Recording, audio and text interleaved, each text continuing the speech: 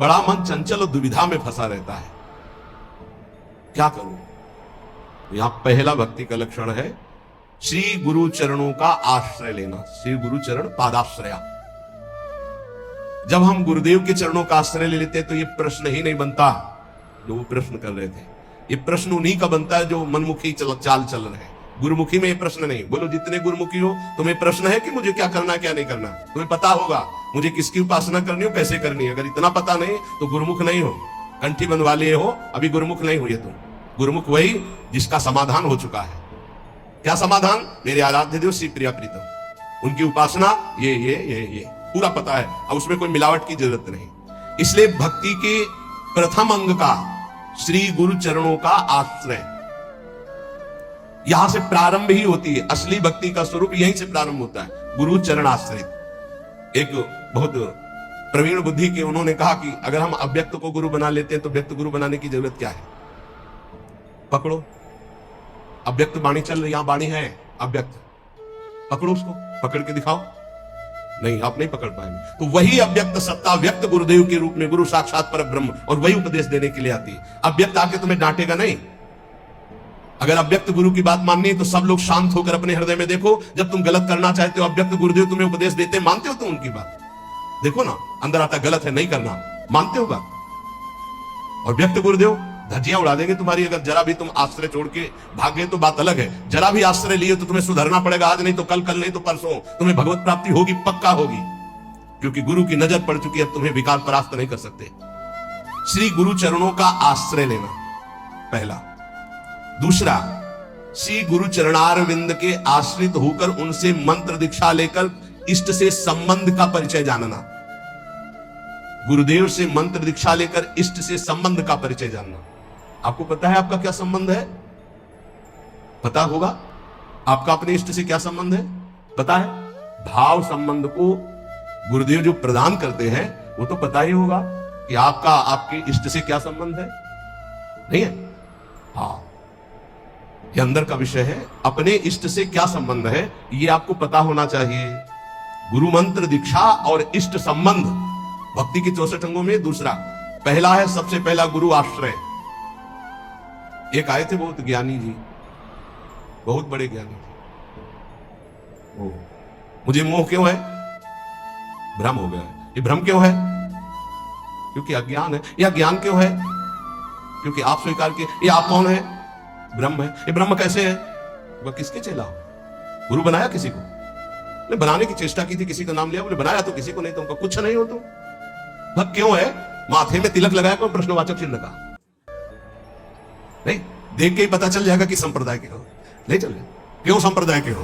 नहीं, आपके संप्रदाय के? बोले क्यों? किसके चेला हो? बोले क्यों के?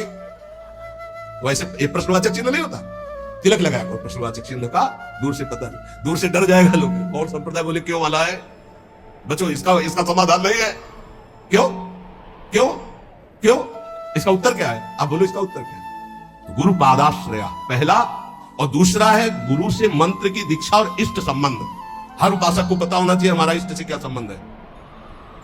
तीसरा, विश्वास पूर्वक गुरु चरणों के आश्रित होकर उनकी सेवा करना। गुरु चरणों की सेवा करना, आज्ञा सम्म साहिब सेवा, गुरु की आज्ञा पे चलना। गुरु सेवा तज करें जबान, यह है अधर्म, यह है सब हानि काने न रिश्वत मेरा है। देखो एक बात तो इतना समझी लो कि तुम मानो चाहे न मानो, गुरु जी जो है वो भगवान ही है, दूसरा नहीं है। जितने भी गुरुदेव है सब भगवान है। और जब आप गुरुदेव से कोई भी कपट या छुपाव करोगे तो गुरुदेव के पास एक दृष्टि होती है। जैसे ऐसे देखो ना तो टेलीविजन में सब नहीं दिखाई देता, जो चैनल लगा वो चल पड़ता है, ऐसे चल पड़ता है, हर चैनल चल पड़ता है, तब हंसी आती है। कितने बच्चे हो तुम, क्या समझते हो तुम गुरु को? मनुष्य मानते हो? नहीं, कभी ऐसा।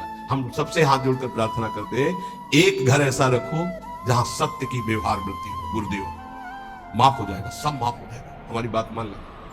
तुमने ऐसा किया जी तो तुम्हें दंड भोगना पड़ेगा जी। कोई छुपाव नहीं, कोई कपट नहीं, कोई मत डरो। गुरु से सत्य व्यवहार करो, ये सबसे बड़ी गुरु सेवा है। गुरु ते कपट मित्र ते चोरी, या हो निर्धन या हो कोढ़ी। हम संतों की भाषा कह रहे हैं। कुष्ठ रोग से ग्रसित हो जाता है आगे चलकर जो गुरु से छल कपट करता है। ध्यान रखना, निर्धनता, भजनहीनता, ये सब उसके जीवन में आ जाएगी। सब 2 मिनट का काम, माया का 2 मिनट का काम है। फूलो मत, भूलो मत, सावधान। जिन्होंने मंत्र दिया है, जिन्होंने अपना जीवन दे दिया है, उनके तुम लाड़िले, वो तुम्हारा अमंगल करेंगे। तुम्हें डरना है इस बात से केवल कि हमसे कोई त्रुटि ना हो जाए। गुरु जी हमें डांटेंगे या फटकारेंगे या मारेंगे तो हमारा जीवन कृतकृत्य हो जाएगा। सच्ची मानिए, अभी मार ही नहीं पड़ी इसीलिए तुम बहक रहे हो। एक बार माया की मार तो बहुत खा चुके हो तुम। एक बार गुरु की पड़ जाएगी चपत तो जीवन ठीक हो जाएगा, पक्का समझ लो। जिस दिन गुरु करुणा करके एक चपत मार देंगे, उस दिन से माया मारना बंद कर देंगे, पक्का समझ लेना। वो बड़े भाग्यशाली हैं जिनको गुरु की डांट और चपत लगती है।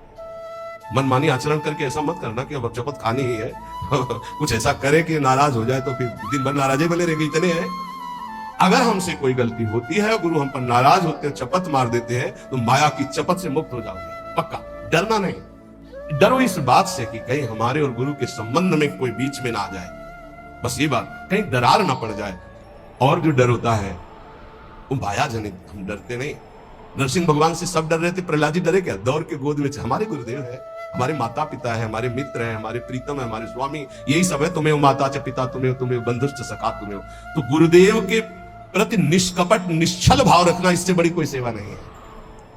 विश्वास पूर्वक गुरुदेव के चरणों की सेवा करना 64 भक्ति अंगों में, ये 3 तो केवल गुरुदेव में। गुरुदेव के चरणों का आश्रय, गुरुदेव से प्रभु के मंत्र की दीक्षा और प्रभु से संबंध की जानकारी, तुम्हारा ये संबंध प्रभु से, विश्वास पूर्वक गुरु चरणों की सेवा, तीसरा। चौथा, जिस मार्ग में बड़े बड़े महापुरुष चले आए हैं उसी मार्ग का अवलंबन लेना। कोई नया स्थापित मार्ग नहीं, आचार्य परंपरा से होना चाहिए। लाखों इस परंपरा में सिद्ध रसिक हो गए हैं, लाखों, एक दो नहीं, लाखों। तो भगवत प्रेम में मत वाले, ये जो हमारी वैष्णव परंपरा है वो 4 संप्रदाय है। इसके अलावा निकुंज की जो उपासना है ये अलग है। जो 4 संप्रदाय हैं उसमें श्री जी की, लालजू की सम्यक उपासना है, और श्री जी के चरणारविंद की ठसक से जो निकुंज की उपासना है, वृंदावनाधीश्वरी की, ये निकुंज से आई हुई सखियां हैं जो आचार्य रूप में आकर के इस रस को प्रदान करती है। बड़े बड़े महाभागवतों द्वारा परिग्रहित मार्ग का ही अवलंबन करना। ऐसी जगह कभी ना जुड़े जहां आचार्य परंपरा ना हो।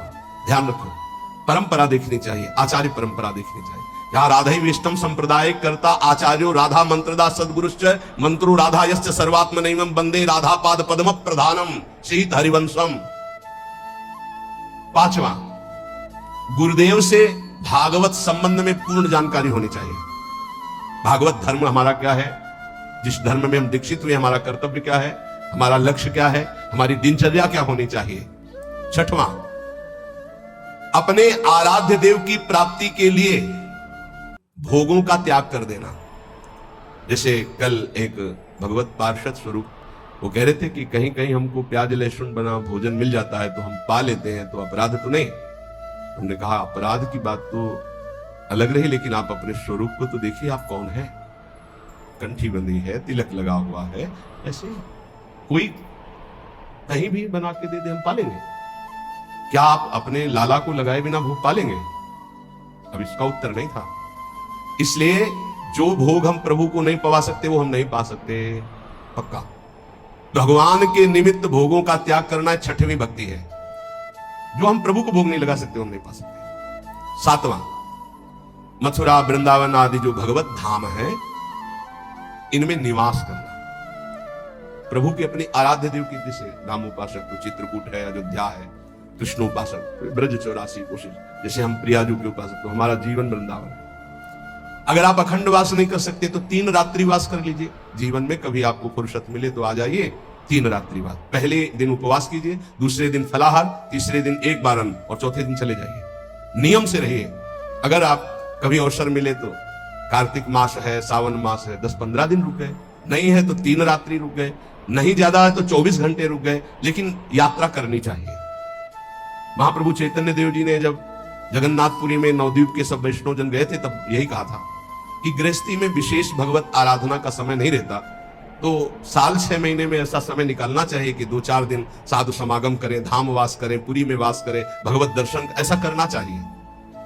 अगर संयोग बन जाए तो 1-1, 2-2 रुपए जोड़ने चाहिए कि ये जाकर हम वहां पशु पक्षियों की सेवा कर देंगे, ठाकुर को भोग लगा देंगे, 2-4 संतों को भोजन पवा देंगे। गृहस्थी में ऐसा करना चाहिए। और जो विरक्त भाव में हो तो धाम आदि का ही सेवन करते हैं।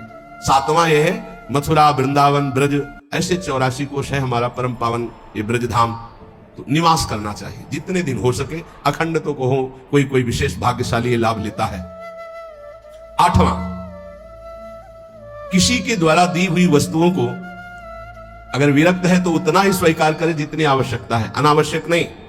और गृहस्थ है तो किसी के द्वारा दी हुई वस्तुओं को स्वीकार ही ना करे। ये भक्ति का 8वां अंग है। आप गृहस्थ हो, आप अगर नमक रोटी भोग लगाओगे ठाकुर जी को बहुत अच्छा लगेगा। अपनी कमाई का, अपने दूसरे से लेने की जरूरत नहीं। ये जो चटोरापन आ जाता है फिर उससे भक्ति नष्ट हो जाती है, चाहे गृहस्थ हो चाहे विरक्त हो। विरक्त जितनी आवश्यकता हो, गृहस्थ अपनी धर्म की कमाई, दूसरे के आगे हाथ फैलाना गृहस्थ का धर्म नहीं। 9वां, व्रतों का सम्मान करना 64 भक्ति अंगों में है। जो भागवतिक व्रत हैं उनका सम्मान करना, उन दिनों में व्रत रहना, ऐसा। लेकिन यहां वृंदावन नित्य विहार उपासना में विधि निषेध नहीं दास अनन्य उत्कृष्ट व्रतधारी, यहां उत्कृष्ट व्रत धारण किया गया है। ज्ञान धर्म व्रत कर्म जीते सब काहो में नहीं मोह प्रतीति, रसिक अनन्य निशान बजायो एक श्याम श्यामा पद प्रीति। सर्वस्व महाप्रसाद प्रसिद्ध ताके, ये सर्वस्व श्री जी की जूठन के आगे हमारा कुछ नहीं। श्री जी का उच्छिष्टामृत, 8 पैर उनका दुलार। 10वां, आंवला है, पीपल है, तमाल है, ये वृक्ष है। आप परिक्रमा कर रहे हैं तो इनको दाहिने कर लीजिए, दाहिने करके निकलिए। अगर आपको शहर में दिखाई दे रहा है कि आंवला, पीपल, तमाल आदि, तो थोड़ा 4 कदम चलकर उसे दाहिने का अपनी परिक्रमा में ले लीजिए, प्रणाम कीजिए। इनका सम्मान करना ये भक्ति का 10वां अंग है। 11वां, जो भगवान की निंदा करने वाले हैं, भक्तों की निंदा करने वाले हैं, भक्ति की निंदा करने वाले हैं, ऐसे भगवत विमुख को पहचान ले और उसका कभी संग न करे। ये भक्ति का अंग है। ऐसा संग जिनके संग कुमति मति उपजे, करत भजन में भंग, तजोरे मन हरि विमुखन को संग। ये दीक्षा देने में एक अंग का वर्णन जरूर करते हैं कि ऐसे लोगों का संग कदापि न किया जाए। दूसरा कहते हैं कि भोजन, जैसे आप रिश्तेदार या नातेदार के यहां गए या कहीं गए, वहां मांस पात्रों में बनता है और आपने वैष्णव तिलक आदि लगा रखे, लोग आपको खीर पूड़ी बना के दे तो भी आपको नहीं पाना है, क्योंकि रसोई तो वही है, पात्र तो वही। हमारा वैष्णव धर्म आज्ञा नहीं करता ऐसा। इसीलिए भगवान के लिए भोगों का त्याग करना। 12वां, अनाधिकारी को शिष्य बना लेना। गुरु को नरक जाना पड़ता है, ध्यान रखना। ये व्यवहार का विषय नहीं है। हरे शिष्य धन शोक न हरे, सो गुरु घोर नरक में पड़े। एक दिन एक गुरु शिष्यों के साथ जा रहे थे तो एक बड़े केचुआ में, केचुआ समझते ना जो मिट्टी खाता है, लाल चींटी लगी थी हजारों। तो उनका गुरुदेव कितना इसको कष्ट हो रहा होगा, क्या इसने ऐसा काम किया, इसके कोमल शरीर को लाल चींटी काट ले तो बहुत कष्ट होता, खुजलाता, दाग बन जाता बहुत। बोले हजारों इसके कोमल शरीर में लगे। ध्यानस्थ हुए, कहा बेटा ये गुरु जी है, ये चेला है। ये गुरु जी है जो केचुआ बने हैं, और ये चेला है जो चींटी बनी से धन लिया है। भगवत प्राप्ति की कोई चर्चा नहीं, तो ये देखो ये लीला हो रही। एक न सुने एक नहीं देखा, गुरु शिष्य अंध बधिर कर लेखा। गुरुदेव उपदेश नहीं कर रहे, अपने शिष्य कोई गलत मार्ग में जा रहा है तो डांट नहीं रहे, और शिष्य गुरुदेव की बात नहीं सुन रहा, दोनों नरक भोगेंगे। अनाधिकारी को शिष्य बनाने का मतलब है अपनी गति में फर्क डाल लेना। इसलिए आरत अधिकारी जब पावे गुरु तत्व। ये व्यवहार का विषय नहीं कि आपके व्यवहार से हम दीक्षा दें, ये डायरेक्ट सीधा है। हमें अनुकूल लगा तो देंगे, हमारे धर्म के अनुकूल, नहीं लगा तो कोई व्यवहार का विषय है, ये धर्म का विषय है, ये जीवन का विषय है। तुम थोड़ी नरक में हमारी रक्षा करोगे, हम तुम्हारी नरक में रक्षा करेंगे। हमारे अनुकूल चलना होगा, जो धर्म का आचरण है। अनाधिकारी को शिष्य बनाने का मतलब है गुरु अपने नरक का निमंत्रण कर देना, या तो सभा में मना कर दे। सेवा विचारम नामक ग्रंथ, उसमें हमने पढ़ा था कि यदि शिष्य आज्ञा का पालन नहीं करता अनाधिकारी, तो सभा में खड़े होकर के उसका त्याग कर दे, बता दे कि हम त्याग करते हैं, आज के बाद स्वीकार नहीं है शिष्यत्व इसका, हमारी आज्ञा का उल्लंघन, तो आप बच जाओगे, नहीं तो भोगना पड़ेगा। 13वां, भक्ति के विरोधी ग्रंथों का कभी अवलोकन न करें। कॉमिक्स पढ़ रहे हैं, ये पढ़ रहे हैं, वो देख रहे हैं, ये देख रहे हैं, ये करते हैं, वो गेम खेलते। अरे यार, राधा राधा राधा राधा राधा, कृष्ण कृष्ण कृष्ण कृष्ण कृष्ण, इसमें समय लगाना है कि उसमें लगाना है? मंजीरा उठाओ, 1 घंटा कीर्तन करो, भागवत उठाओ, 10 अध्याय पाठ करो, गीता जी उठाओ, उसका ये भगवत मार्ग भाई। भगवत विरोधी भावों को नहीं, भगवत विरोधी ग्रंथों को नहीं। 14वां, जिससे हमारी भक्ति में बाधा पड़े ऐसे कभी कार्य न करें। बड़े बड़े व्यवहारिक कार्य, बड़े बड़े सामाजिक कार्य, बड़ी बड़ी सभाएं जिससे हमारा भजन छूटे, ठीक। पूज्य पंडित गया प्रसाद जी महाराज गिरिराज वाले, तब माना जाएगा कि आपका भजन हुआ जब बड़े से बड़े शुभ कार्य के अनुष्ठान का मन न चले। सच्ची मानिए, महा उत्सव है। यदि आप भगवत स्मरण करें, इससे बड़ा कोई उत्सव नहीं। हर समय धीमी धीमी मधुर मधुर भगवान की नाम ध्वनि अंदर उठ रही, आप सुन रहे हैं उसे, उसी का चिंतन कर रहे हैं। इससे बड़ी कोई उत्सव की वृत्ति नहीं। भावोत्सवेन भजताम रसकाम धेनुम तम राधिका चरण रेणु महाम स्मरामि। चाहे वो ज्ञान मार्ग हो, चाहे भगवत भक्ति का मार्ग हो, जब तक संसार का चिंतन है तब तक न ज्ञानी है न भक्त है। और भगवत चिंतन, इससे बढ़कर के कोई स्थिति नहीं है। भगवत प्राप्ति के लिए किसी भी चंदे की या किसी भी सहयोग की जरूरत नहीं है। वो हृदय से भगवत स्मरण करे, इसी से भगवत प्राप्ति होती है। आप गीता जी और भागवत जी सब उठा करके देख लीजिए। अनन्य चिंतयन्तो माम अनन्य चेता सततम, जगह जगह अनन्य चिंतन। ये दूसरे के द्वारा नहीं होता, ये अपने द्वारा होता है। ये पैसे से नहीं होता है, ये बार बार अभ्यास से, मन लगाने से होता है। 15वां, यदि आपके घर कोई अतिथि साधु महात्मा आ गया है, भारी व्यवस्था नहीं है आपके पास, माना तो आज अपना भोजन दे दीजिए, उसमें कंजूसी मत कीजिए। आप अपने किसी उचित व्यवहार के लिए अर्थ ले जा रहे हैं, कोई बीमार तड़प रहा है, आप कष्ट सह लीजिए, पैसे से दवा उसको दे दीजिए। ये पूज्य गुरुदेव भगवान की श्रीमुख के वचन। प्राप्त सेवा का कभी भी त्याग नहीं करना चाहिए। वो भगवान की कृपा से आध्यात्मिक उन्नति के लिए होती। प्राप्त सेवा, आप जा रहे हो, कोई बहुत कष्ट से पीड़ित पड़ा है, आपको आवश्यकता है उसकी सेवा, आप बैठ जाओ, उसकी सेवा करो। नहीं कुछ है तो तन से सेवा करो, कपड़े से हवा करने लगो, पानी पिला दो, फिर उस समय जरूरत है तो 4 से याचना करके उसको आप औषधि दिला दो। उचित व्यवहार में, सेवा में किसी भी तरह का कुविचार या कृपणता ना होने पावे। ऐसे तो सब पड़े गए, नहीं नहीं, प्राप्त से भगवान ने तुम्हें सेवा दी, उस समय करो। कोई आपके घर आ गया तो वक्र दृष्टि से मत देखो, तो साधु महात्मा है, ऐसे नहीं।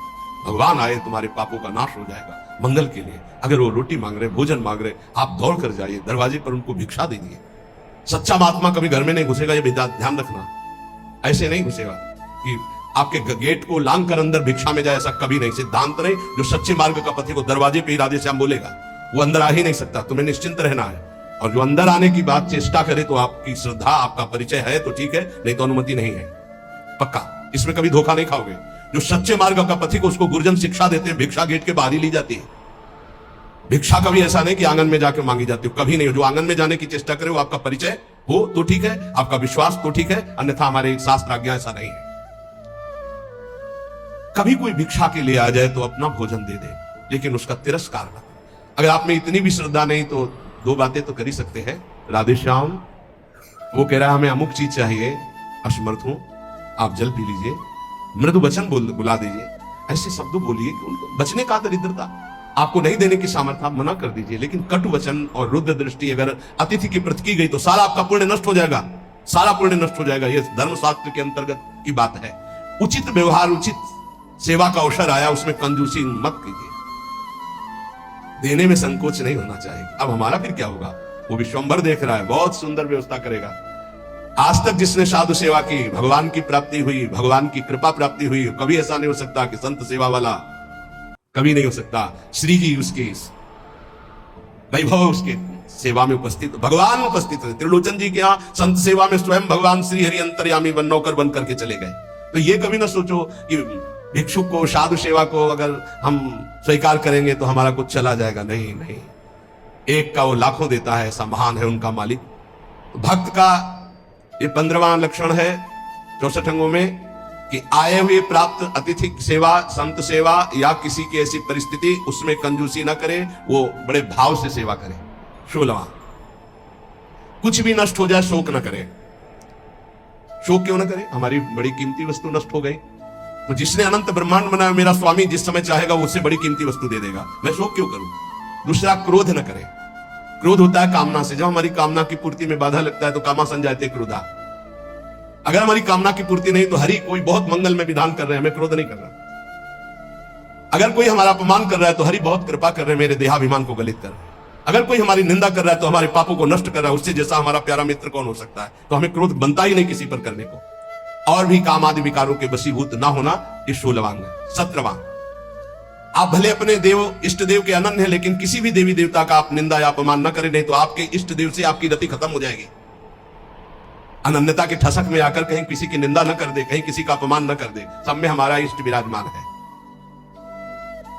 18वां, किसी भी जीव को वाणी से, तन से, मन से उद्वेग ना दे और किसी के द्वारा दिए हुए उद्वेग से उद्वेगित ना हो। ये बहुत काम की बात है। कोई कितना भी उद्वेग दिलाना चाहे, आप उद्वेगित ना हो, आप अंदर से व्यथित ना हो, नहीं तो आपकी निष्ठा में फर्क पड़ जाएगा, साधुता में फर्क पड़ जाएगा। और 19वां 32 सेवापराध और 10 नामापराधों से बचे, वो चर्चाएं पीछे हो चुकी है। 20वां, यदि कोई भगवान के भक्ति की निंदा कर रहा है तो या तो उसकी जबान बंद करो या कान में अंगुली डालो, वहां से चल दो।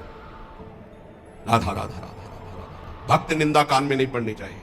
और यहां और कान के पर्दे हिला के पूरा सुनना चाहते हैं, फिर क्या हुआ? अच्छा, ऐसा लग रहा है कि मानो परमानंद की बात, भगवान की कभी चर्चा ऐसे नहीं सुनेंगे, उसमें तो झटके लग जाएंगे आलस्य के। लेकिन किसी की निंदा होने लगे, फिर देखो पूरे कान के पर्दे खोल। क्यों? क्योंकि पतन की तरफ मन हमारा स्वाभाविक जाने के लिए तैयार रहता है। जैसे जल को छोड़ो नीच गति, ऐसे ही मन को छोड़ दो नीच गति। तो अगर किसी भी संप्रदाय के किसी भी संत भक्ति की निंदा हो रही है तो हमको वहां से हट जाना चाहिए या कान में उंगली डाल लेना चाहिए, नहीं तो भारी अपराध लगता है। संत शंभु श्री पद अपवादा, कही सुनीता असमर्यादा, काटी जीव तासु जो बसाई, श्रवण मुनि नत चले पर आई। किसी भी संत भक्त महात्मा की निंदा हो रही और सभा में आप बैठे तो आप पाप के अधिकारी होंगे, आप हट जाइए, तुरंत हट जाइए। हरिहर निंदा सुनई जे काना, पाप लगे गौघात समाना। गौ हत्यारे को जो दुर्गति होती वही भगवान और भगवान के भक्तों की निंदा सुनने वाले की होती है, करने वाले की होती है, दोनों अपराधी माने जाते हैं। 21वां, गुरु दीक्षा लेकर तिलक मुद्रा वैष्णव चिन्ह ना धारण करना, यह अपराध है। धारण करना चाहिए। अगर दीक्षा ले ली है, देखो हर आचार्य तिलक धारण करते हैं। आद्य गुरु भगवान शंकराचार्य, निम्बारकाचार्य, हर वैष्णव जन चाहे जिस मार्ग के पति को सब तिलक धारण करते हैं, सब कंठी धारण करते। वो रुद्राक्ष, ये तुलसी जी की कंठी धारण करते हैं। ज्यादा सिद्धावस्था नहीं झाड़नी चाहिए। इष्ट तिलक लगाते हैं, आचार्य लगाते हैं, गुरुदेव लगाते हैं, और हम इतने ऐसे देखने को प्रमाद स्थिति मानी जाती है। सिद्धावस्था, सिद्धावस्था जब तुम्हें भोजन की याद न रहे, तुम्हें शौच लघु शंका की याद न रहे, तुम्हारी दिनचर्या अस्त व्यस्त है, तुम्हें पता नहीं, तुम भगवदाकार वृत्ति में डूबे हुए अवधूत स्थिति है, वो बात अलग है। उसके लिए लिखा, लिखंति भुज मूल तून खलु शंख चक्रादिकम विचित्र हरि मंदिरम नरचंति भालस्थले लसत तुलसी मालिकाम ददत कंठ पीठे नवा गुरुर भजन विक्रमात्व ईते महाबुद्धया। वो ऐसी स्थिति को प्राप्त महापुरुष शरीर की सुध नहीं तो तिलक कौन लगावे, कौन कंठी बांधे, कौन दर्पण देख करके लगावे। लेकिन इतनी है स्थिति तो तिलक लगाओ। ऐसी स्थिति जो आचार्य स्वयं धारण करते हैं, तिलक गुरुदेव धारण करते हैं, तो बिना तिलक के 1 मिनट भी नहीं रहना चाहिए। जैसे सुबह आते तो पहले पूरे शरीर में रज और सूखी बट्टी से तिलक की रचना, क्योंकि उस समय नहीं होता कि हम बैठ कर फिर आकर यहाँ तिलक रचना करके ऐसे। अगर हमें हमारे पास समय तो हम चाहे सूखी रच से ऐसे तुरंत तिलक बनावे, वो दिखाई नहीं देगा, पर द्वादश तिलक लगा के ही आगे बढ़ना चाहिए। स्नान के तुरंत बाद तिलक की रचना होनी चाहिए। और कंठी एक इष्टा में रख लेनी चाहिए। कभी ये टूटे तो तत्काल कंठे बांध ली, गुरु प्रदत्त प्रसादी करवा के रख लेनी चाहिए। वैष्णव चिन्हों को जरूर धारण करना चाहिए, माला मुद्रा आदि। 22वां है प्रभु के नाम अक्षरों को मस्तक पर हृदय पे धारण करना। इसको इस रूप में ना ले कि जैसे लिखने में है नाम अक्षर, ये नाम अक्षर माला धारण किए तो हम सोच के समय से उतार देते हैं। नाम अक्षर है हमारे इष्ट के, हमारे आराध्य देव के नाम अक्षर है।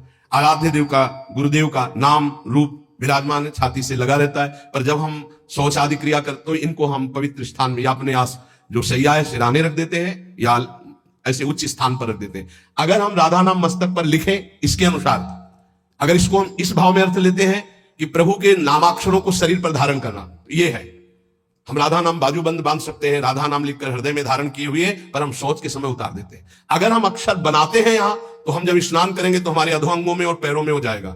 हमारी श्रद्धा कहती है कि हमें ऐसा नहीं करना चाहिए, क्योंकि वही नाम हमारे सिंहासन में बैठ, वही नाम हमारा आराध्य देव, और उसी नाम को जब हम नहाएंगे स्नान करेंगे तो वो हमारे अधोअंगों में होते हुए पैरों तक जाएगा। ऐसा हम बर्दाश्त नहीं कर सकते, क्योंकि हम उसी नाम का चरणामृत ऐसे लेते हैं कि कहीं एक बूंद भी जमीन पे ना गिरने पावे। तो हमें जो इसका भाव है कि भगवान नामों का जो अंकन, वो ऐसे भगवान नाम की माला धारण करना, भगवान नाम को ऐसे हृदय में धारण करना, जैसे हमारे बिजली बाबा भगवान नामों का मुकुट धारण करते हैं, भगवान नामों के अक्षरों का, ऐसा बाहर से ऐसे धारण कर लिया, उतार के रख के शौच स्नान आदि करके फिर धारण कर लिया। अभी एक महावैष्णव आए हुए थे महाराष्ट्र से, ठाकुर जी को अपने ऐसे मस्तक पर धारण किए हुए थे, ये गोपाल जी को ऐसे लिए हुए, हर समय प्रसाद पाने के लिए जब बैठे तो सामने ठाकुर जी विराजमान ऐसे। जो महापुरुष धारण करते हैं उनकी श्रद्धा, उनका भाव, लेकिन हमारा आज तक भाव ऐसा नहीं। वो घबराहट पैदा हो जाती है कि नाम का जो धोवन चरणों में जाएगा वो बिल्कुल ठीक नहीं। जैसे कुछ भावुक जन अपने हाथों में या ऐसे टेटू में भगवान नाम लिखवा लेते हैं, भगवान रूप बना लेते हैं, और जब शौच आदि होते हैं उन्हीं हाथों से ये बिल्कुल ठीक नहीं है।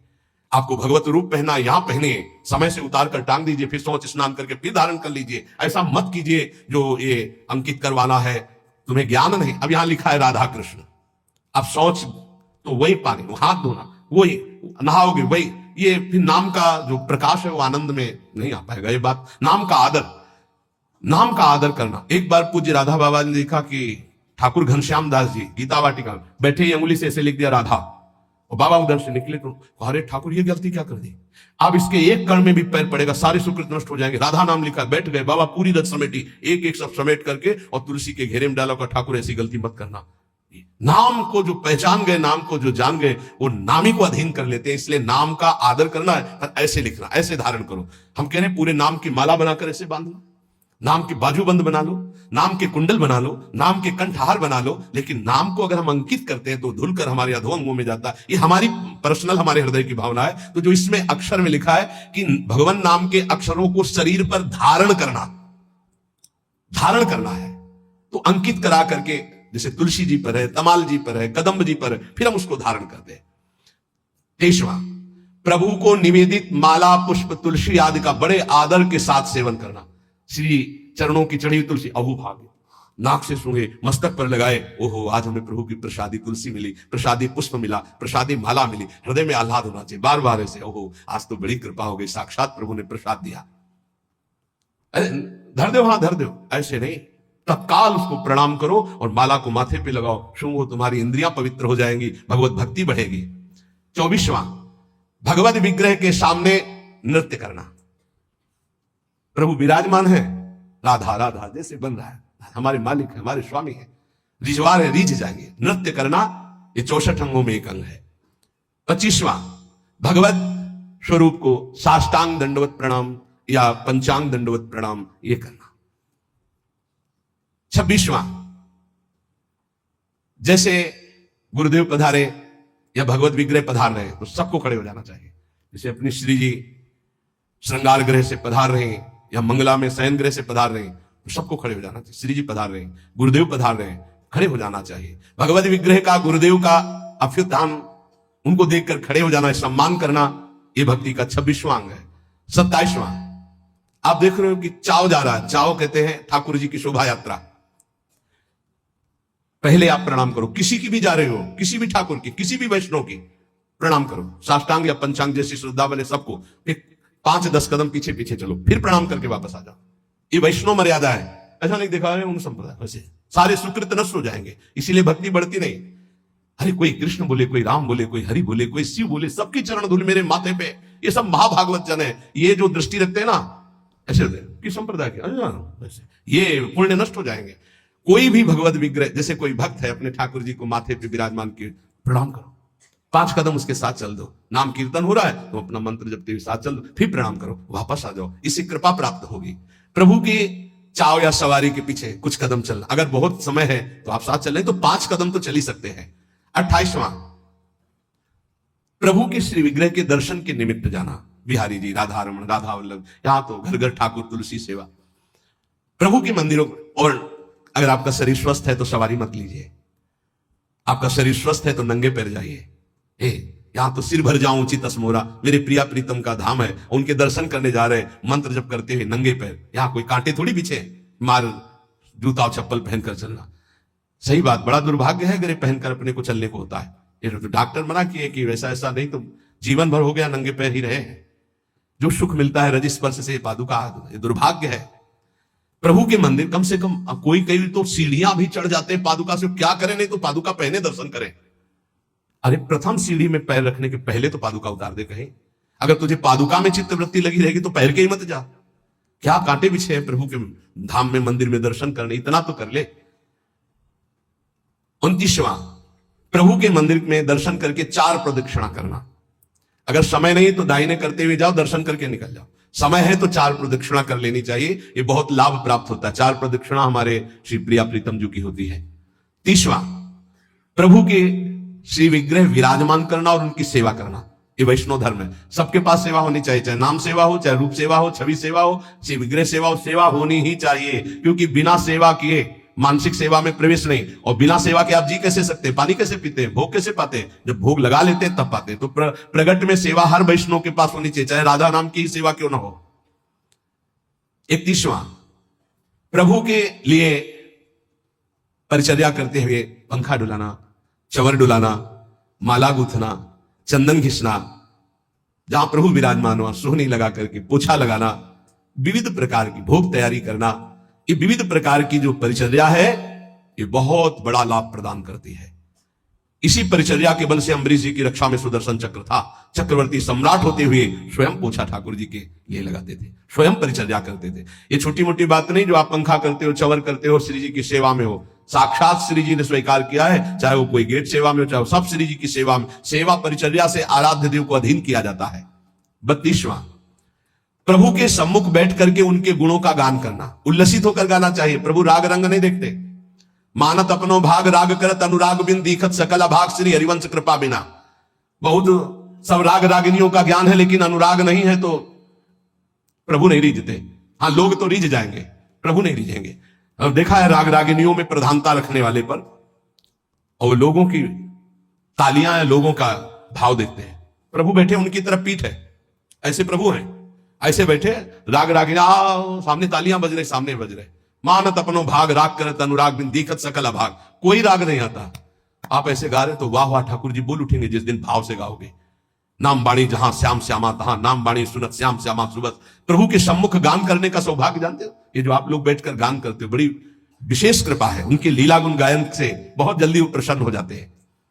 33वां, भगवान के सामने भगवान का नाम कीर्तन करना, ये जो आप लोग करते हैं, हृदय आह्लादित हो जाता है। राधा राधा जब आलाप लेते हैं तो जैसे दूध गैस में चढ़ाओ तो उफान नहीं आती, ऐसे भक्तों के हृदय में उफान आनंद की आती उच्च स्वर से नाम कीर्तन सुनकर।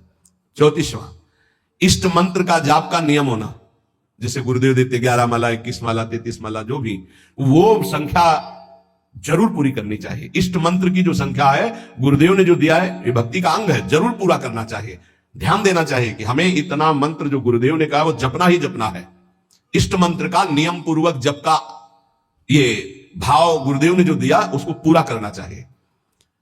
35वां, रोज प्रभु से प्रार्थना करनी चाहिए, उनकी कृपा मांगनी चाहिए। रो रो कर उनके दर्शन की इच्छा, उनके प्रेम की इच्छा, उनके चिंतन की इच्छा, यही हमारी भिक्षा, ऐसा मांगना चाहिए। रोज 4 शब्द तो बोलना चाहिए, लाडली जी कृपा करो, अपना निरंतर नाम हमारे हृदय में चला दो, प्रिया जो और कोई चिंतन न बन पावे, बस आपका चिंतन बना रहे, ऐसा मन से बातें करनी चाहिए, वही प्रार्थना है। 36वां, महापुरुषों के द्वारा गाए हुए स्तोत्र और पदों का गायन करना चाहिए, जैसे चपरासी जी है, ये सब स्तोत्र ही है। श्रीमद राधा सुधा निधि, एक एक श्लोक सब प्रार्थना भरे हुए हैं, स्तोत्रों का गायन करना चाहिए। 37वां, प्रभु के निवेदित किए हुए प्रसाद का बहुत महत्व रखना चाहिए। जैसे प्रसाद आया तो खड़े हो जाना चाहिए, भगवत प्रसाद आया, प्रणाम करके हाथ में जो तत्काल पाना चाहिए, तत्काल। प्रसाद की महिमा चाहे किनका तत्काल, वैसा रख दो फिर पा लेंगे समय आने पर, अभी हमारे पास समय नहीं, ये अपमान हो गया प्रसाद। भगवत प्रसाद का सबसे पहला सम्मान माथे पे लगाओ, प्रणाम करो। अगर आप बैठे हो प्रसाद आया तो खड़े हो जाओ, पहले प्रसाद का सम्मान करो, भगवत स्वरूप मानना। एक कह रहे थे कि हम कुछ भी पाते हैं तो हमारा भजन रुकता है, तो हमका कुछ क्यों पाते हो? गुरु प्रसाद पाओ, भगवत प्रसाद पाओ। हाँ बोले वही तो हमका उसे कुछ में क्यों बोले? भगवत प्रसाद पाने से भजन में विक्षेप पड़ता है। बोले असली बात है कि विक्षेप पड़ जाता है, तो यहां तक टिटुआ तक कौन बोला कि खाओ? थोड़ा प्रसाद पाओ और देखो भजन होता है कि नहीं होता है। अब हलवा पूड़ी सब तो ठाकुर जी हजम कर पाएंगे, वो तो विश्वम्भर है, वो तो आग पी गए, तुम पियोगे क्या? वो तो पी गए आग, दावानल में सब सखाओ जब गौएं हुई, ऐसे कह के मुंह पे पी गए। देखो भगवत प्रसाद किनका लो तो मधुकरी भरपेट पाओ, जो मंदिर से प्रसाद मिले तो किनका ले लो, ये सिद्धांत वैष्णव का रहा है। एक बार झाड़ू मंडल के पूज्य महाराज बलराम दास जी महाराज, उनको वृद्ध अवस्था में एकदम काम वेदना जागृत हो गई। वो कोई माताएं स्नान करेंगी तो दृष्टि, तो उन्होंने कहा कि अब जीवन को नहीं रखेंगे, गलत भाव आ गया। तो सब भक्तों ने कहा कि चलो वृंदावन की परिक्रमा लगाते हैं, तो नाम कीर्तन करते हुए परिक्रमा लगाई तो जो विकार आया था वो हट गया। बहुत बड़ा प्रभाव है, जिससे आपका ज्यादा दिमाग संसार की तरफ आकर्षित होने लगे, तो कोई अन्न चला गया दूषित, तो आप वृंदावन की गिरिराज जी की परिक्रमा लगा लो, पूरा नशा उतर जाएगा, जो अन्न आदि का दोष का है वो नष्ट हो जाएगा। उन्होंने कहा कल प्रसाद कहां से पाया? तो कहा गोविंद देव जी का, उस समय गोविंद देव जी विराजमान थे। गोविंद देव जी का प्रसाद भला कैसे? गए और जो श्रीअंग सेवी थे उनसे पूछा कल गोविंद जी का भोग कहां से लगा? बोले कलकत्ता की वैश्या ने लगवाया। तो गोविंद जी से कहा भोग है ना, आपका प्रसाद न पाओ तो वो अपराध बने, प्रसाद पाओ तो काम दोष जागृत हो। इसका मतलब क्या है? वो तो सीधे ठाकुर जी से बात। तो ठाकुर जी ने कहा बाबा प्रसाद पाने के लिए कहा था, भरपेट पाने को कौन कहता है? इतना किनका लो प्रसाद का, हमारा पूरा संसार है, हम तो सबके पाएंगे, हम तो सबके लाड़िले हैं, तुम्हें जरा सा किनका लेकर हमारे प्रसाद की रक्षा करनी और पेट भरना माधुकरी से भिक्षान्न के द्वारा, तो भगवान के निवेदित प्रसाद को ग्रहण करना। अच्छा, अब जैसे प्रियालाल का भोग है, रोज खीर हलवा पकौड़ी कचौड़ी 50 प्रकार के भोग लगते हैं। अब रोज पाओगे तो तोंद चिकनाएगी, भजन में रस थोड़ी आएगा, पक्का समझो। भजन में तब रस आएगा जब इतना किनका ले लिया। और देखो अपने लोग तो उपासक हैं, श्री स्वामी हरिदास जी महाराज ललिता जी के अवतार, कोई साधक नहीं है, पर 56 भोग बिहारी जी का लगा, उत्तम भोग लगाए मोर मरकट को सेवाएं। वृंदावन के मोर मरकट को ऐसे ऐसे करके चीख लेते, और चना, आप चना पाके रहते सूखे। बिहारी जी का भोग 56 भोग, उत्तम भोग लगाए मोर मरकट को सेवाएं। वृंदावन के मोर मरकट गाय आदि को दे दे, भगवत प्रसाद है, पाओ तुम। हम क्या पा रहे हैं? जरा स्किन का लिया और सूखे चना। भगवान के चरणामृत का पान करना आदर। जब चरणामृत लेने का अवसर आए, 38वां नंबर, तत्काल ऐसे हाथ में ऐसे वस्त्र लगा के चरणामृत लेना। कोई कोई तो हमने राधा वल्लभ जी ने सुना, पानी दे दो हमको भी जल, ऐसे नहीं बोला जाता। चरणामृत पानी, चरणामृत जल है, नहीं नहीं, भगवत चरणामृत तो बेचारे जानते नहीं ना, ऐसे सदैव लेना चाहिए कि एक बूंद भी पैर में ना गिरे, ऐसे लेकर चरणामृत का पान करना। और रोज नियम बना लो, सबसे प्रार्थना है कि बिना चरणामृत के तुम्हारी दिनचर्या शुरू नहीं होनी चाहिए। स्नान किया, रज लगाई, तिलक लगाया, चरणामृत लिया, अब हमारी दिनचर्या शुरू होगी। जब तक जबान, हम ये परम वैष्णव की बात करें, जबान में चरणामृत नहीं गया तब तक और प्रसाद नहीं पाएंगे, पहले चरणामृत।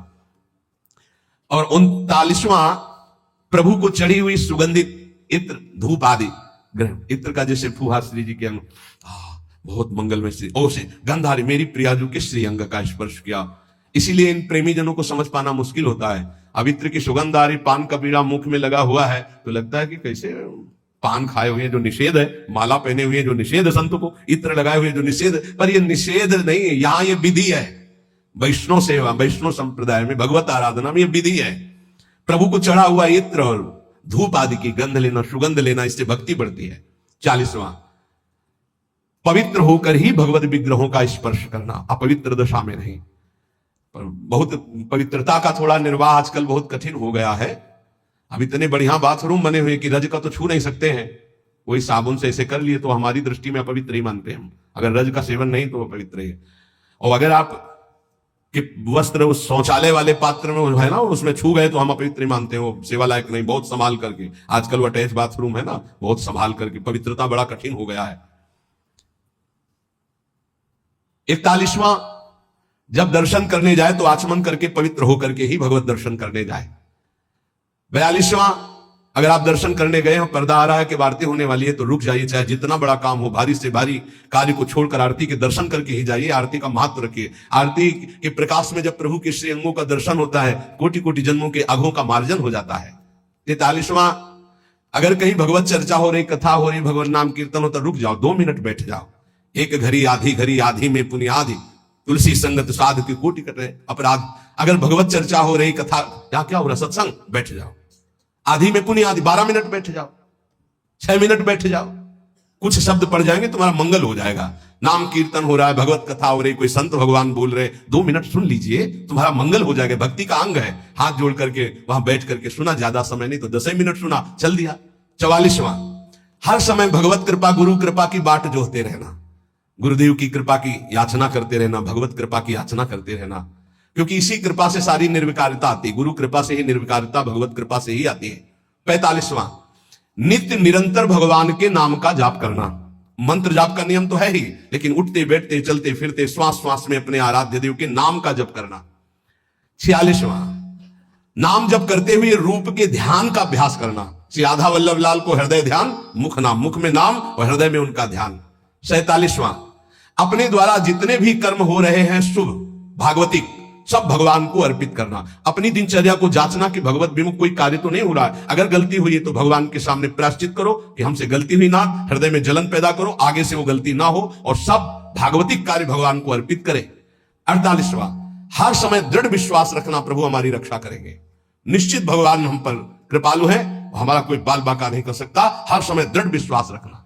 49वां, जो बहुत प्रिय वस्तु है भगवान को समर्पित करना। अपने को जो बहुत प्रिय लगे वो भगवान को समर्पित करना। जैसे कृष्णदास जी जा रहे थे, देखा कि गरम गरम जलेबी बन रही, अरे ये तो श्रीनाथ जी के लिए बोल, आंख मुंदी भाव में, तो वहां पाने लगे श्रीनाथ जी।